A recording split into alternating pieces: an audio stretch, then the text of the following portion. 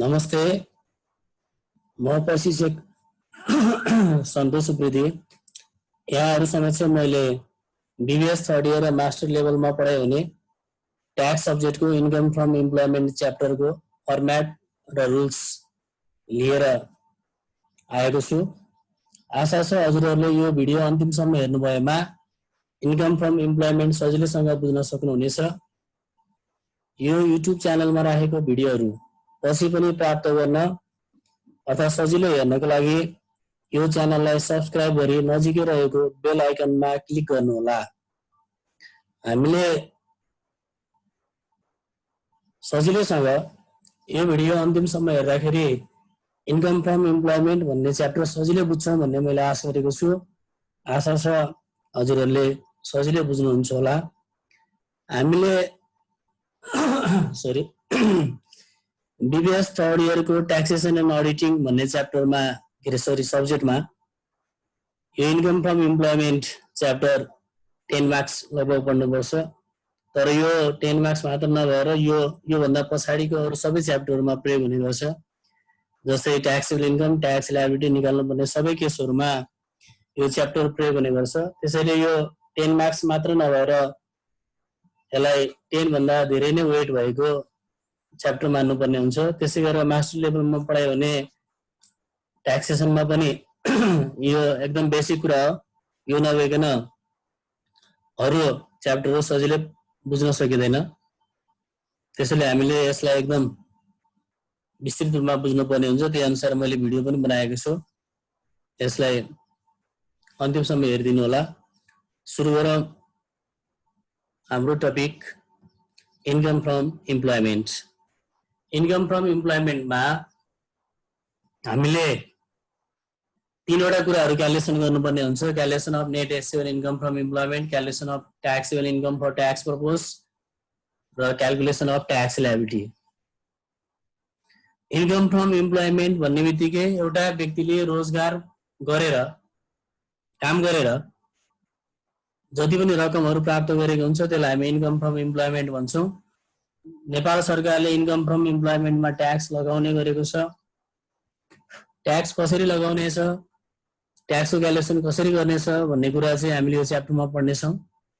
जसमा सुरुमा calculation of net assessable income from employment छ।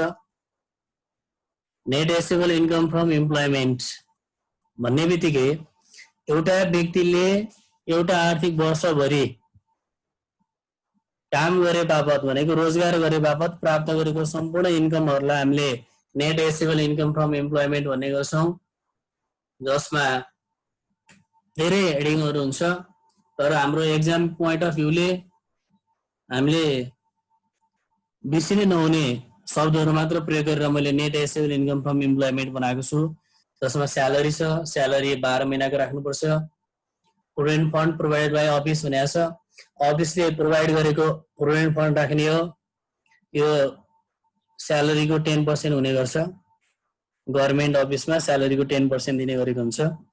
दसैँ खर्च 1 महिनाको स्यालेरी राख्ने, यो पनि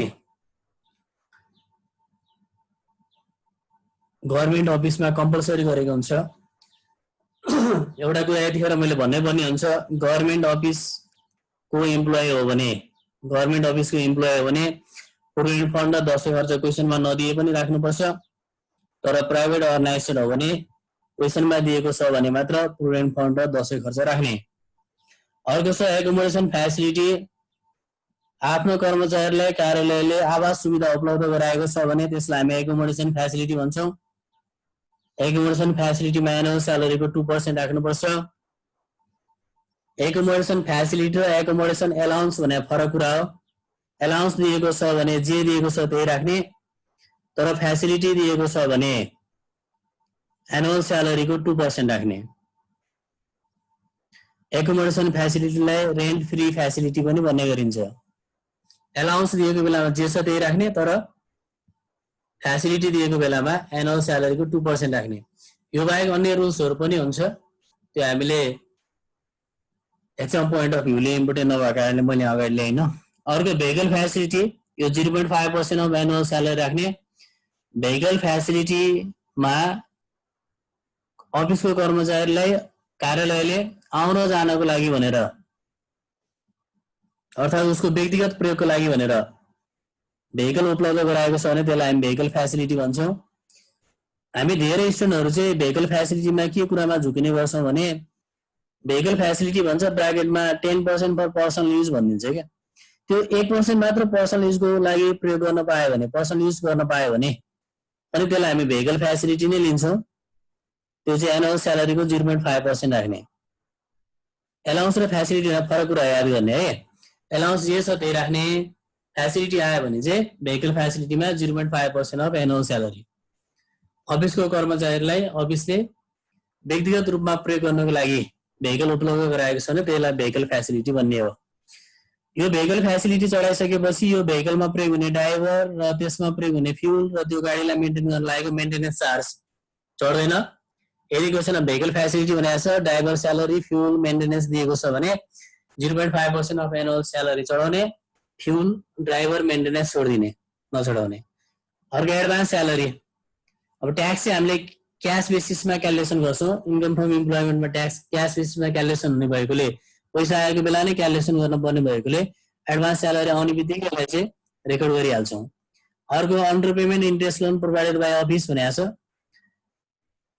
यो भनेको चाहिँ अफिसले केही सस्तोमा ब्याज उपलब्ध गराएको छ भने त्यो कति पर्सेन्ट सेभिङ भएको छ, कति अमाउन्ट सेभिङ भएको छ त्यसलाई हामीले यहाँ चढाउने हो। जस्तै अफिसले 10 लाख रुपियाँ लोन एभाइलेबल गरायो, मार्केटमा 10% चलिरहेछ, तर अफिसले 6% मा दियो भने अफिसले 6% मा दिँदाखेरि 4% सेभिङ भयो। 10 लाखको 4% यसमा चढाउनु पर्ने हुन्छ। समय हेरेर 1 वर्ष हो भने 10 लाखको 4% चढाउँछौं। डिएनएस एलाउन्स महँगी भत्ता भयो, क्लोथ एलाउन्स भयो। यस्ता आम्दानीको शीर्षकहरू अरु पनि हुन्छ, धेरै हुन्छन्। अरु आम्दानीको शीर्षकहरू पनि यदि अफिसले उपलब्ध गराएको छ भने नेट डेसेबल इन्कम फ्रम इम्प्लोइमेन्टमा चढाउनु पर्छ। जस्तै एकाउन्ट एलाउन्स होला, त्यसै गरेर रिमोट एलाउन्स होला, तिनीहरूलाई यसमा चढाउने हो। अफिसले दिएको सम्पूर्ण सुविधाहरू जुन कर नलाग्ने आय र फाइनल टिडिएस बाहेक अरु सम्पूर्ण सुविधाहरू यसमा चढाउनु पर्ने हुन्छ। त्यसपछि अर्को हाम्रो calculation of taxable income for tax purpose छ। यसमा हामीले सबैभन्दा माथिपट्टि देखिरहेको छौं net assessable income from employment. अघि यहीबाट क्यालकुलेसन गरेको net assessable income from investment. व्यक्तिले कतै लगानी गरेर त्यहाँबाट पनि इन्कम प्राप्त गरेको छ भने नेट डेसेबल इन्कम फ्रम इन्भेस्टमेन्टमा राखिन्छ। त्यसै गरेर व्यक्तिले बिजनेस गरेको छ, व्यवसायबाट प्राप्त गरेको इन्कम छ भने त्यसलाई नेट डेसेबल इन्कम फ्रम बिजनेसमा राखिन्छ। Net assessable income from profession पनि छ सँगै। बिजनेस वा प्रोफेसन भनेको छु मैले। प्रोफेसन भन्नाले पेशागत रूपमा उसले प्राप्त गरेको आम्दानीहरू, जस्तै लयरले ल फर्मबाट प्राप्त गरेको इन्कम भयो, मेडिकल पर्सनले मेडिकलबाट प्राप्त गरेको इन्कम भयो, यसलाई हामी प्रोफेसन भन्छौं। यो चारवटा शीर्षकहरू जोडेपछि इम्प्लोइमेन्ट, इन्भेस्टमेन्ट, बिजनेस र प्रोफेसनबाट आएको इन्कम जोडेपछि टोटल एसेबल इन्कम आउँछ। यसमा सबैभन्दा पहिला घटाउने contribution to approve retirement fund हो। एप्रुभ रिटायरमेन्ट फन्डलाई घटाउने। त्यसपछि एप्रुभ रिटायरमेन्ट फन्डको रुल्स हुन्छ। रुल्स मैले पछाडिपट्टि लेखेको छु, त्यो देखाउँला। त्यसपछि एडजस्टेड ट्याक्सेबल इन्कम आउँछ। एडजस्ट ट्याक्सेबल इन्कमबाट donation for tax exempt organisation, life insurance premium, health insurance premium, remote area exemption, pension exemption, foreign allowance exemption, exemption for disable tax payer, यिनीहरू घटाउने। घटाएपछि taxable income for tax purpose आउँछ। यो जुन चाहिँ lace गरेको बुदाहरू छ नि, यसको डिटेल्स हाम्रो पछाडिपट्टि छ, हामी त्यो हेर्छौं अहिले। हामी त्यस बारेमा रुल्स बारेमा जान्छौं। जस्तै सुरुमा contribution to approve retirement fund भन्ने थियो, यहाँनिर हामीले देखिरहेको थियौं। यो less contribution to approve retirement fund यो डाइरेक्ट घटाउन पाइँदैन, यसको रुल्स हुन्छ। रुल्स हामीले यो हेर्नुपर्ने हुन्छ। Contribution to approve retirement fund वा रिकग्नाइज फन्ड भन्ने गर्छ यसलाई। यसमा provident fund, citizen investment trust जसलाई हामी सिआइटी भन्छौं, र इम्प्लोयर मिलेर स्थापना गरेको कुनै फन्डहरू तर आन्तरिक राजस्व कार्यालयले स्वीकृति दिएको छ भने, आन्तरिक राजस्व विभागले स्वीकृति दिएको फन्डहरू छ भने त्यसलाई हामी रिकग्नाइज फन्ड भन्छौं। यसमा जम्मा गरेको पैसा घटाउन पाउँछ। यसको नियम चाहिँ 1/3 अफ टोटल एसेसेबल इन्कम भनेको छ। जस्तै accessible income from employment, business, investment, profession, यो चारवटा जोडेर आएको एसेसेबल इन्कमलाई हामी यो चारवटा भनौँ न, चारवटा एसेसेबल इन्कम जोडेर आएको टोटल एसेसेबल इन्कम भयो। यसको 1/3 वा त्यो फन्डमा टोटल कति पैसा जम्मा भएको छ, जम्मा भएको पैसालाई हामी एक्चुअल भन्छौँ, वा 3 लाख रुपियाँसम्म। यो तीनटामा जुन सानो हुन्छ त्यो चाहिँ त्यहाँ घटाउने हो। जस्तै मानौँ हाम्रो टोटल एसेसेबल इन्कम चाहिँ यो एसेसेबल इन्कम छ नि, यो तीनटा चारवटा रातो डट गरेको, यो एसेसेबल इन्कम 3 लाख आयो भने यसको 1/3 भनेको 1 लाख। र यदि सञ्चय कोष मात्र छ, प्रोभिडेन्ट फन्ड मात्र छ भने प्रोभिडेन्ट फन्डमा जम्मा भएको पैसा यो भनेको चाहिँ सरकारी अफिस छ भने स्यालेरीको 20% हुने गर्छ, दुई साइड 10% डिपोजिट भएको हुन्छ। प्राइभेट छ भने क्वेसनले जति दिएको छ त्यो एक साइड मात्र डिपोजिट हुन सक्छ, दुई साइड हुन सक्छ, कति दिएको छ त्यो राख्ने, त्यसलाई हामी एक्चुअल भन्छौँ। और 3 लाख, त्यो तीनटा कम्पेयर गर्ने, जुन सानो भयो त्यसलाई गरेर एमाउन्टमा राख्ने। त्यसपछि यो टोटल एसेसेबल इन्कमबाट एडजस्ट ट्याक्सेबल यो कन्ट्रिब्युसन टु रिटायरमेन्ट फन्ड घटाएपछि एडजस्ट ट्याक्सेबल इन्कम आयो। यसपछि डोनेसन, यिनीहरूको रुल्स हेरौँ। डोनेसनको रुल्स भनेको यो एडजस्टेड ट्याक्सेबल इन्कम जति छ नि यसको 5% और एक्चुअल और मैक्सिमम 1 लाख व्हिचएभर इज लेस हुन्छ। यो एडजस्टेड ट्याक्सेबल इन्कमको है 5%। हेरौँ रुल्स हेरौँ। Donation to tax exempt organisation भने donation available to non profit organisation. Non profit अर्गनाइजेसनलाई दिएको डोनेसन मात्र घटाउन पाइन्छ, अरूलाई दिएको डोनेसन घटाउन पाइँदैन। जस्तै रजिस्टर्ड पोलिटिकल पार्टी भयो, निर्वाचन आयोगमा दर्ता भएका पार्टीहरू, जस्तै नेकपा भनौँ, नेपाली कांग्रेस भनौँ, त्यसै गरेर सजपा भनौँ, के अरे जसपा भनौँ, राप्रपा भनौँ, यिनीहरूलाई दिएको डोनेसन घटाउन पाइयो। त्यसै गरेर सरकारी अफिसहरूलाई दिएको डोनेसन घटाउन पाइयो। त्यसै गरेर क्लबहरूलाई दिएको donation, Leo club, Lions club, Rotary club, local club, यिनीहरूलाई दिएको डोनेसन घटाउन पाइयो। सरकारी हस्पिटलहरू, सरकारी कलेजहरू, पब्लिक हस्पिटलहरू, पब्लिक कलेजहरू, यिनीहरूलाई दिएको डोनेसन घटाउन पाइयो। तर घटाउन नपाइनेमा चाहिँ प्राइभेटलाई दिएको घटाउन पाइएन। रजिस्टर्ड पोलिटिकल पार्टी भए पनि त्यसको भातृ संगठनहरू जस्तै नेभी सङ्घ होला, अनारा सुबी होला, यिनीहरूलाई दिएको डोनेसन घटाउन पाइएन। व्यक्तिलाई दिएको डोनेसन घटाउन पाइएन। नन प्रफिट अर्गनाइजेसनलाई दिएको डोनेसन मात्र घटाउने हो।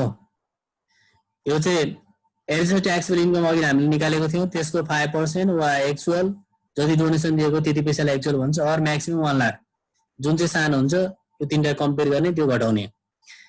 यसमा हामीले net assessable income from employment पढिरहेछौँ। इम्प्लोइमेन्ट भएको कारणले, इम्प्लोइमेन्ट भनेको व्यक्ति हो, व्यक्तिले दिएको डोनेसन नन प्रफिट अर्गनाइजेसनलाई दिएको छ भने घटाउने। जस्तै व्यक्तिले कहिलेकाहीँ Pashupati area development trust, Lumbini area development trust वा हेरिटेज कल्चर प्रोटेक्टको लागि पनि डोनेसन दिएको हुन्छ। व्यक्तिले दिएको डोनेसन चाहिँ तिनीहरूलाई दिएको भए पनि 5% नै राख्नुपर्छ है। 5% एज ट्याक्सेबल इन्कम और एक्चुअल और म्याक्सिमम 1 लाख नै गर्ने। तर व्यक्तिले कहिलेकाहीँ प्राइम मिनिस्टर रिलिफ फन्डमा डिपोजिट गरेको हुन्छ, प्रधानमन्त्री दैविक राहत कोष भन्ने हुन्छ, त्यसमा डिपोजिट गरेको छ भने चाहिँ हामीलाई क्वेसनले कति पैसा डोनेसन एभाइलेबल गराएको छ त्यो होल एमाउन्ट घटाउने। जस्तै 50,000 उपलब्ध गराएको छ भने 50,000 पुरै लगाएर डोनेसनमा घटाइदिने, डोनेसन भनेर राख्ने, त्यसमा 50,000 घटाइदिने। बिजनेसको कुरा बिजनेस च्याप्टरमा आउँछ। तर व्यक्तिले चाहिँ पिएडिटी, एलएडिटी र हेरिटेज कल्चर प्रोटेक्टलाई भनेको पशुपति एरिया, लुम्बिनी एरिया र हेरिटेज कल्चर प्रोटेक्टलाई दिएको छ भने पनि 5% नै हुन्छ। त्यो बाहेक अरू त अब नन प्रफिट अर्गनाइजेसनहरू सबै त्यही नै भएन 5%। र त्यसपछि अर्को life insurance premium. Life insurance premium उसको आफ्नो मात्र लाइफ इन्सुरेन्स प्रिमियम घटाउन पाइन्छ, आफ्नो बाहेक अरूको पाइँदैन। आफ्नो मात्र घटाउने, आफ्नो पनि नियम छ। उसले बिमा प्रिमियम भनेर बिमा शुल्क भन्दा कति पैसा तिरेको छ त्यो र 25,000 कम्पेयर गर्ने, जुन सानो हुन्छ त्यही घटाउने। एउटा व्यक्तिले बिमा गर्दाखेरि वर्षभरिमा 20,000 मात्र प्रिमियम तिर्छ भने 20,000 चाहिँ एक्चुअल प्रिमियम भयो। त्यो 20,000 र यो 25,000 कम्पेयर गर्दा 20,000 सानो भयो, 20,000 घटाउने। अर्को हेल्थ इन्सुरेन्स प्रिमियम, स्वास्थ्य बिमा गरेको हुनसक्छ। स्वास्थ्य बिमाको नियम चाहिँ एक्चुअल प्रिमियम र 20,000 जुन कम हुन्छ त्यही घटाउने। त्यसै रिमोट एरिया एक्जम्पसन भन्ने छ। व्यक्तिले नेपाल सरकारले तोकेको 5 वटा क्याटेगोरीहरू छ रिमोट एरियाको। त्यो रिमोट एरियाको क्याटेगोरीहरू मध्ये कुन ग्रुपमा गएर कुन क्याटेगोरीमा गएर काम गरेको त्यो क्याटेगोरी अनुसार घटाउन पाइन्छ। यदि व्यक्ति रिमोट एरिया ए मा गएर काम गरेको भने 50,000 घटाउने, रिमोट एरिया बी मा गएर काम गरेको हो भने 40,000 घटाउने, सी मा काम गरेको भने 30,000, डी मा काम गरेको भने 20,000 र ई मा काम गरेको भने 10,000। यो क्वेसनमै दिएको हुन्छ। यदि क्वेसनले रिमोट एरियाको ग्रुप तोकेर दिएन भने हामीले त्यो सल्भ गर्न सक्दैनौँ। अब ठाउँ अनुसार बुकमा रिमोट एरिया यो जिल्ला यो ठाउँमा पर्छ यो ठाउँमा पर्छ भनेर लेखिदिएको चाहिँ छ, तर प्रायः जसो क्वेसनमा जिल्ला पनि दिएको छैन, रिमोट एरिया कुन हो पनि तोकेर दिएको छैन भने हामीले यो क्यालकुलेसन गर्न सक्दैनौँ, यसलाई छोड्नुपर्ने हुन्छ। एउटा क्वेसन त्यस्तै पनि आएको छ ओल्ड इज गोल्डमा। नत्र प्रायः जस्तो जहिले पनि क्वेसनमा एरिया तोकेर दिएको हुन्छ, जुन एरिया दिएको छ त्यही एरियाको त्यो पैसा लगाएर घटाउने। जस्तै एरिया सी भनेको छ भने 30,000 डाइरेक्ट घटाउने, एरिया बी भनेको छ भने 40,000 डाइरेक्ट घटाउने। अर्को छ पेन्सन एक्जम्सन भन्ने। काम गरिरहेको व्यक्तिले योभन्दा पहिला कुनै अर्गनाइजेसनबाट उसले पेन्सन प्राप्त गरेको हुनसक्छ। पेन्सन प्राप्त गरेको छ भने पेन्सनको रुल्स चाहिँ 25% अफ बेसिक एक्जम्सन, द्याट इज भनेको छु मैले। यो भनेको चाहिँ सिंगल हो भने 3,50,000 को 25%, कपल हो भने 4 लाख को 25%। बेसिक एक्जम्सन हामीले यो पढ्दाखेरि यो वर्षको लागि हामीले युज गर्नुपर्ने आर्थिक वर्ष 75-76 को रुल्स हो। 75-76 को रुल्समा चाहिँ बेसिक एक्जम्सन सिंगल हो भने 3,50,000 र कपल हो भने 4 लाख छ। सिंगल हो भने 3,50,000 को 25% र कपल हो भने 4 लाख को 25%। यो र एक्चुअल पेन्सनले कति प्राप्त गरेको छ यो दुईटा कम्पेयर गर्ने घटाउने। अर्को फरेन एलाउन्स एक्जम्सन छ। फरेन एलाउन्स एक्जम्सनमा उसले विदेश गएर कामको सिलसिलामा अफिसले विदेशमा पठाएको हुनसक्छ। विदेश पठाएको छ भने विदेश जाँदाखेरि उसले भत्ता पाउँछ। त्यो जति भत्ता पाएको त्यसलाई फरेन एलाउन्स भनेर एसेसेबल इन्कममा राखिन्छ र जति भत्ता पाएको छ त्यसको 75% चाहिँ फरेन एलाउन्स एक्जम्सन भनेर ट्याक्सेबलमा घटाउनु पर्ने हुन्छ। जस्तै 1 लाख रुपियाँ भत्ता ल्यायो भने 1 लाख रुपियाँ एसेसेबल इन्कममा गयो र त्यसको 75% चाहिँ ट्याक्सेबल इन्कममा घट्यो। अर्को छ डिसेबल ट्याक्स पेयरलाई पाउने एक्जम्सन भयो। यो 50% अफ बेसिक एक्जम्सन गर्ने। व्यक्ति अशक्त हो भने उसले चाहिँ बेसिक एक्जम्सनको 50% घटाउन पाउँछ। भनेको सिंगल हो भने 3.5 लाख को 50%, कपल हो भने 4 लाख। यो 3.5 लाख र 4 लाख रुपियाँ चाहिँ आर्थिक वर्ष 2075-76 को हो है। अब हामीले 76-77 को पढ्दाखेरि अर्को वर्ष त त्यो पढ्नुपर्ने हुन्छ। 75-76 अहिले पढिरहेछौँ। अर्को वर्ष योभन्दा नेक्स्ट ब्याचमा आउने स्टुडेन्टहरूले 75-76 आर्थिक वर्ष मान्दाखेरि चाहिँ 76-77 आर्थिक वर्ष मान्दाखेरि चाहिँ यो सिंगललाई 4 लाख र कपललाई 4.5 लाख भएको छ। तर यो ब्याचको स्टुडेन्टहरू जुन 2076 सालमा थर्ड इयर पढेका छन्, 77 मा आएर एक्जाम दिने हुन्छन्, उनीहरूको लागि बेसिक एक्जाम्सन 3.5 लाख र 4 लाख। तर 77 मा थर्ड इयर पढेका र 78 मा एक्जाम दिने स्टुडेन्टहरूले चाहिँ बेसिक एक्जाम्सन 4 लाख र 4.5 लाख रुपियाँ राख्नुपर्ने हुन्छ। त्यसपछि मेडिकल ट्याक्स क्रेडिट भन्ने छ। यो हाम्रो ट्याक्स लायबिलिटीमा छ। मेडिकल ट्याक्स क्रेडिटमा उसले मेडिकल बिल जति एप्रुभ मेडिकल बिल जति कलेक्सन गरेको छ त्यसको 15% वा 750 जुन सान हुन्छ त्यो घटाउने। यो ट्याक्स लायबिलिटीमा आउँछ। अहिले हेरौँला।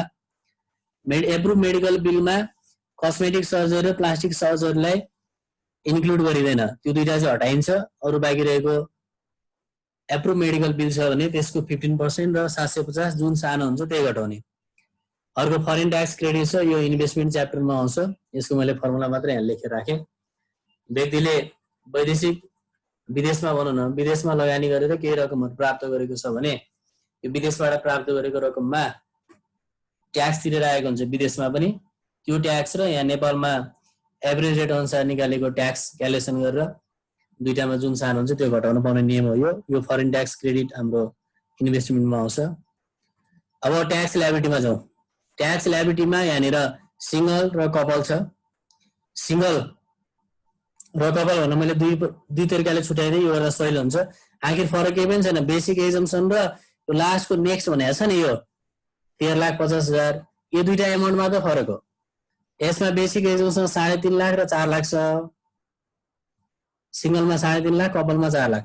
यो सिंगल र कपल नै याद गर्ने है।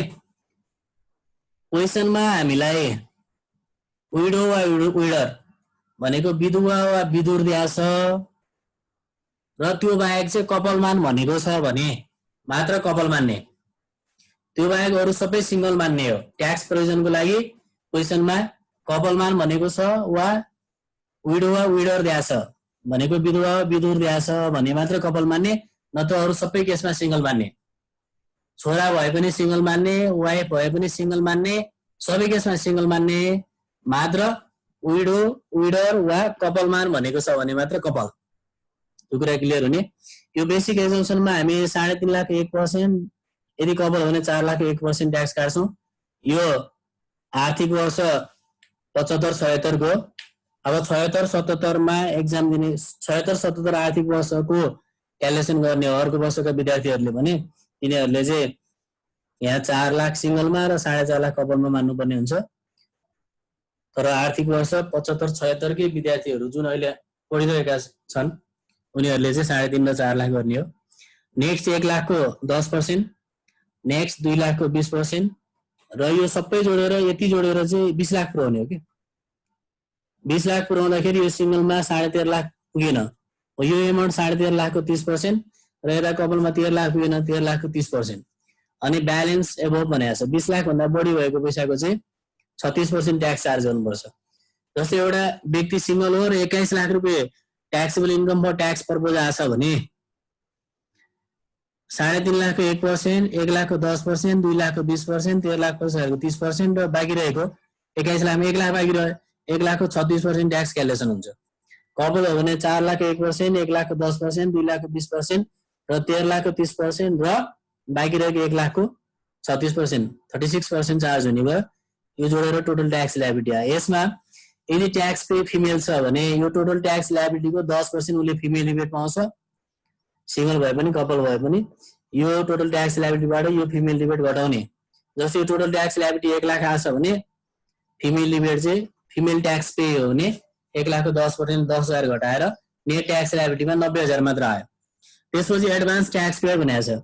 आर्थिक वर्ष भरि ट्याक्स पेले तिरेको रकमलाई एडभान्स ट्याक्स भन्ने गरिन्छ।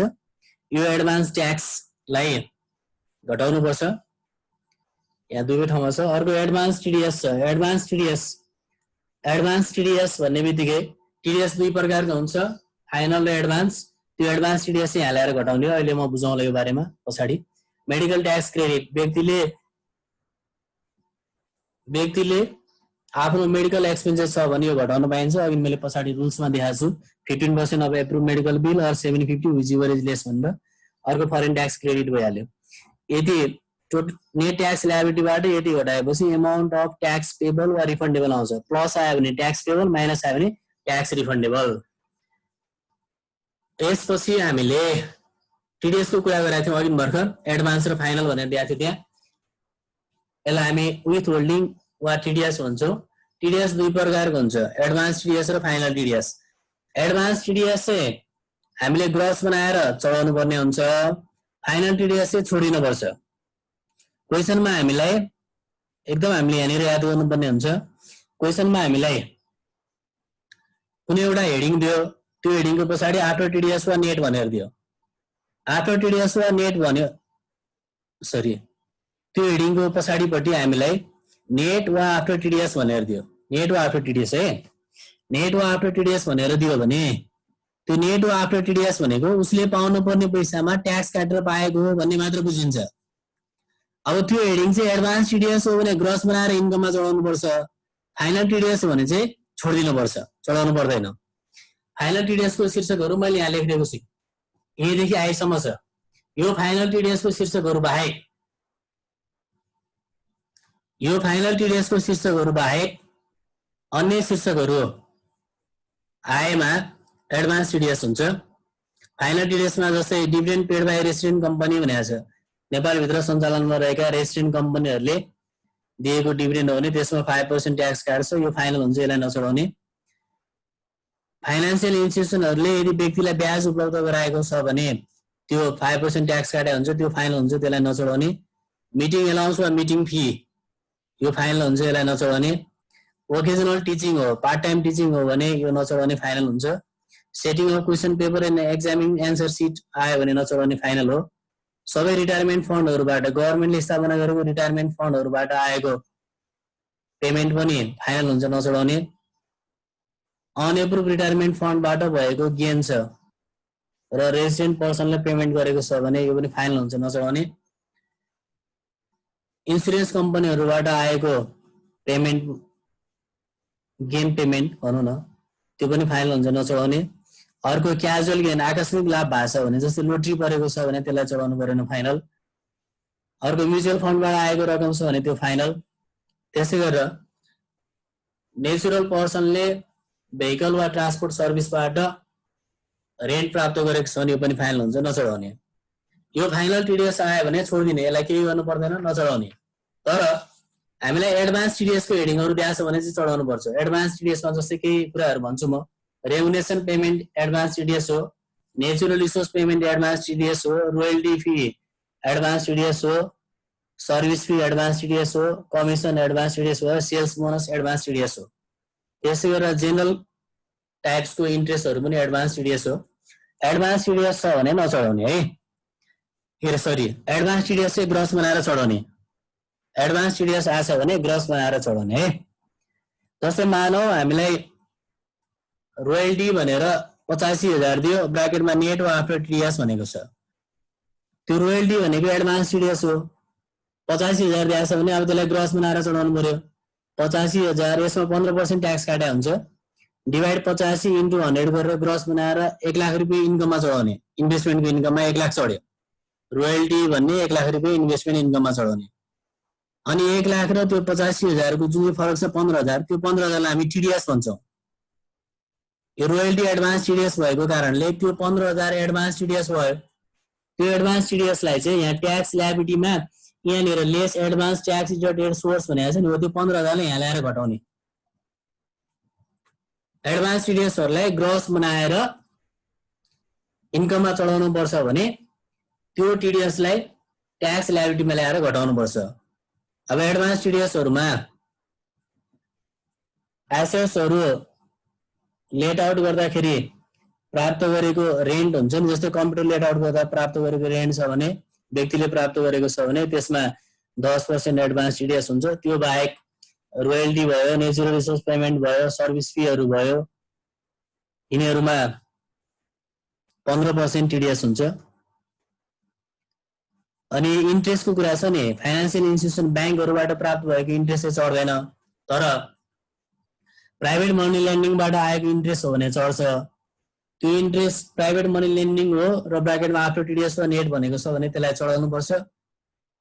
त्यसलाई पनि डिभाइड 85 इन्टु 100 गरेर ग्रस बनाउने, इन्भेस्टमेन्टमा चढाउने र ग्रस एमाउन्ट र नेट एमाउन्टको फरक पैसा छ नि, त्यसलाई चाहिँ टिडीएस भनेर ट्याक्स लायबिलिटीमा घटाउने। टिडीएस भनेको पाउनु पर्ने वा तिर्नु पर्ने रकममा केही रकम काटेर पाएको वा तिरेको छ भने त्यो काटेको रकमलाई हामी टिडीएस भन्छौं। जस्तै बैंकबाट 1 लाख रुपैयाँ हामीले बैंकमा लगाएर राखेको छौं, 10% ब्याजले 1 वर्षको 10,000 रुपैयाँ आउँछ। 10,000 रुपैयाँमा तिम्रो 5% ट्याक्स काट्यो। 5% ट्याक्स काट्यो भने अब तपाईहरुले त्यहाँनिर बुझ्नुपर्ने हुन्छ, 5% ट्याक्स काट्यो भने 500 काट्यो। 10,000 मा 500 काटेर हामीलाई 95,100 मात्र दिन्छ। त्यो 95,100 को नाम चाहिँ नेट वा आफ्टर टिडीएस हो। अनि जुन चाहिँ 500 छ, 500 नाम चाहिँ टिडीएस हो। त्यसपछि त्यो जुन चाहिँ 10,000 छ त्यो चाहिँ ग्रस फिगर हो। बैंकले दिएको ब्याज यदि व्यक्तिलाई दिएको छ भने 5% ट्याक्स काटेर दिएको हुन्छ र बैंकले दिएको ब्याज चाहिँ फाइनल भएको भएर त्यो इन्ट्रेस्ट चाहिँ चढाउनु परेन। तर प्राइभेट मनी लेन्डिङ हो भने चाहिँ इन्ट्रेस्ट जेनरल हुन्छ, 15% ट्याक्स हुन्छ, त्यो चढाउनु पर्छ। इन्भेस्टमेन्टमा चढाउने, टिडीएस लाई ल्याएर ट्याक्स लायबिलिटीमा घटाउने। त्यसपछि अर्को नन ट्याक्सेबल वा ट्याक्स एक्जिट इन्कम भन्ने छ। यसमा फरेन डिप्लोमेट्सहरुको इन्कम फ्रम इम्प्लोइमेन्टको ट्याक्स लाग्दैन भनेको, जस्तै एम्बेसडरहरु हुन्छ नि, विदेशी कूटनीतिज्ञ कार्यालयहरु हुन्छ, तिनीहरुमा काम गर्ने कर्मचारीहरुको इन्कम फ्रम इम्प्लोइमेन्टको ट्याक्स चाहिँ नेपालमा दिनु पर्दैन। जस्तै अमेरिकन एम्बेसडर छ भने अमेरिकन एम्बेसडरले त्यो ट्याक्स अमेरिकामा तिर्ने हो, नेपालमा तिर्नु पर्दैन। त्यसैगरी युएन मिसनमा काम गर्ने विदेशीहरु नेपालमा आएका छन्, फरेन डिप्लोमेट्सहरु नेपालमा आएका छन् भने उनीहरुले त्यो ट्याक्स उनीहरुकै कन्ट्रीमा तिर्ने हो, नेपालमा तिर्नु पर्दैन। त्यसै गरेर अर्को वैदेशिक सार्वजनिक स्रोतबाट पेन्सन प्राप्त गरेका छन् भने त्यस्तो आर्मी पुलिसहरुले पनि नेपालमा ट्याक्स तिर्नु पर्दैन। जस्तै इन्डियन आर्मी, सिंगापुर पुलिस, त्यसैगरी ब्रिटिश आर्मी उनीहरु रिटायर भएका छन्। नेपालीहरु त्यो देशहरुमा गएर रिटायर भएर आएका छन् भने उनीहरुले पाउने पेन्सनमा नेपालमा ट्याक्स तिर्नु पर्दैन। नेपाली हो, इन्डियन आर्मी हो, ऊ त्यहाँबाट रिटायर भयो, उसले पेन्सन नेपालमा बसेर पाइरहेको छ भने त्यसको ट्याक्स नतिर्ने। त्यसैगरी सरकारले उपलब्ध गराएको भत्ताहरु, विडो, इल्डर सिटिजन, डिसेबल यो भत्ताहरुमा पनि ट्याक्स लाग्दैन। त्यसै गरेर बिजनेस, इम्प्लोयमेन्ट, प्रोफेसन, इन्भेस्टमेन्टको सिलसिला बाहेक अन्य सिलसिलामा प्राप्त भएको गिफ्ट, जस्तै फ्रेन्डहरुबाट पाएको गिफ्ट छ भने, त्यसरी बिक्वेस्ट भयो, इनहेरिटेन्स भयो, स्कलरशिप भयो, यिनीहरुमा ट्याक्स लाग्दैन। जस्तै स्कलरशिप भन्नाले कामको सिलसिला बाहेक, कामको रोजगार बाहेक अरु जस्तै इन्डियन एम्बेसीले दिएको स्कलरशिप छ भने त्यसमा ट्याक्स लागेन भने है। अर्को ट्राभलिङ एन्ड डेली अलाउन्सबाट उसले रकम जम्मा गरेको छ भने त्यसमा पनि ट्याक्स लागेन। अर्को एग्रिकल्चर इन्कममा पनि ट्याक्स दिनु पर्दैन।